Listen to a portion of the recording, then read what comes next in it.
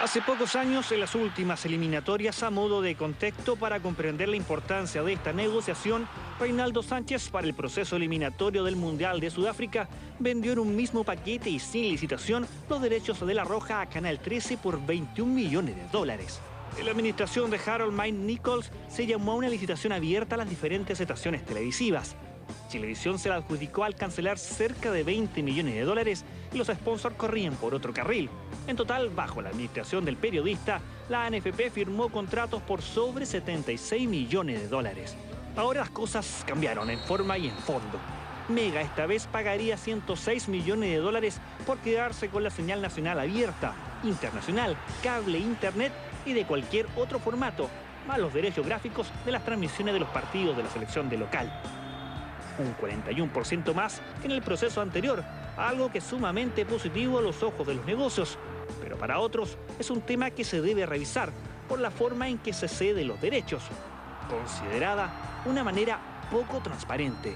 Pero esto lo encuentro mucho más escandaloso, porque hay gente que pertenece a los clubes que están en la NFP y también son codueños de los canales de televisión. Sí, negocios redondos. Y se junta la cabeza con la cola, a lo mejor es uno solo. Yo lo encuentro, mira, todo el mundo sabe lo que yo opino sobre haber transformado una actividad social en una actividad con fines de lucro. Y algunos precandidatos presidenciales tampoco ven con buenos ojos este estilo de negocios.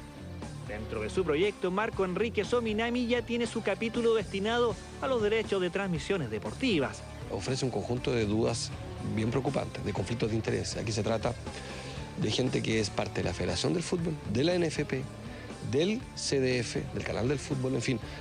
A mí me parece que falta normar esto y separar y generar menos conflictos de intereses para que esta adjudicación, que por lo demás me parece que es de un precio algo elevado, más de $100 millones, es curioso el salto, pero en fin.